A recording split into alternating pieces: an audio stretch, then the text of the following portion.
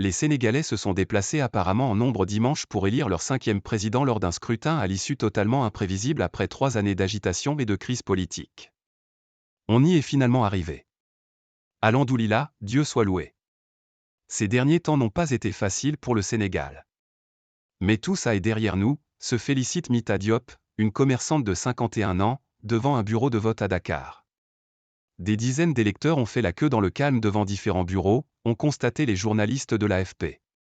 Un certain nombre d'électeurs qui s'étaient réveillés pour la prière matinale du mois de jeûne avant le lever du jour se sont ensuite rendus directement dans les bureaux. Mais une appréciation exacte de la participation, de 66% en 2019, était difficile. Le chef de l'opposition anti-système Ousmane Sonko, qui a voté dans son fief de Ziguinchor, Sud, a parlé de mobilisation record, notamment des jeunes sur lesquels son camp fonde ses espoirs. Les jeunes sont massivement venus dans les bureaux de vote dès 6 heures, a-t-il dit. Nous sommes convaincus qu'à l'issue de cette journée la victoire sera éclatante pour son second, Bassirou Diomaye Faye, candidat à sa place du fait de sa disqualification. Les bureaux sont ouverts jusqu'à 18 heures, local et GMT. De premiers résultats provisoires officieux pourraient être publiés dans la nuit. Mise en garde. Le président sortant Macky Sall, qui a voté avec son épouse à Fatick, Centre-Ouest, a mis en garde contre les revendications de victoire prématurée.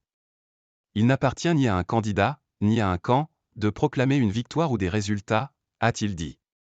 Quelques 7,3 millions d'électeurs sont appelés à choisir entre le candidat du pouvoir Amadou Ba et 16 concurrents, parmi lesquels Bassirou Diomaye Faye et une femme. Amadou Ba, 62 ans, dauphin et Premier ministre il y a encore quelques semaines du président Sall, et Bassirou Diomaye Faye, 43 ans, le candidat du changement de système et d'un panafricanisme de gauche, sont donnés favoris d'une compétition qui tranchera entre continuité et changement peut-être radical.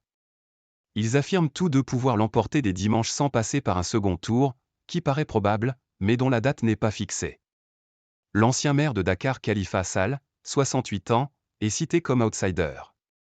Le scrutin est suivi avec attention, le Sénégal étant considéré comme l'un des pays les plus stables d'une Afrique de l'Ouest secouée par les putschs.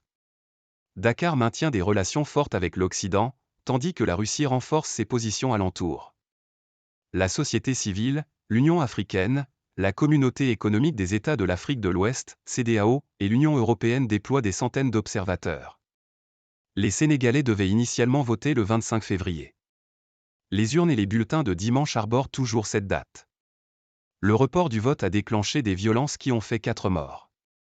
Plusieurs semaines de confusion ont mis à l'épreuve la pratique démocratique du Sénégal, jusqu'à ce que soit arrêtée la date du 24 mars.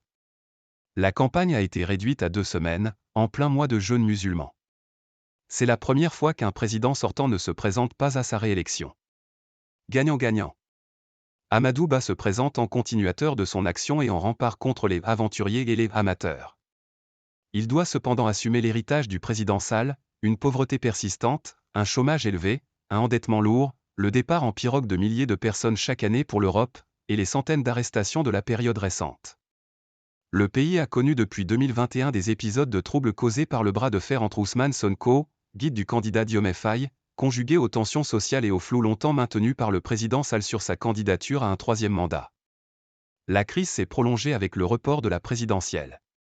Des dizaines de personnes ont été tuées et des centaines arrêtées, mettant à mal l'image du pays, injustement selon le gouvernement. Possible tension.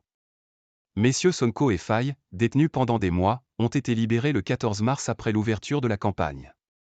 Ils attaquent M. Ba comme le perpétuateur de la gouvernance du président Sall et comme un fonctionnaire milliardaire. Issu comme M. Ba de la haute administration des impôts, M. Faye interroge l'origine de la fortune de son ancien collègue.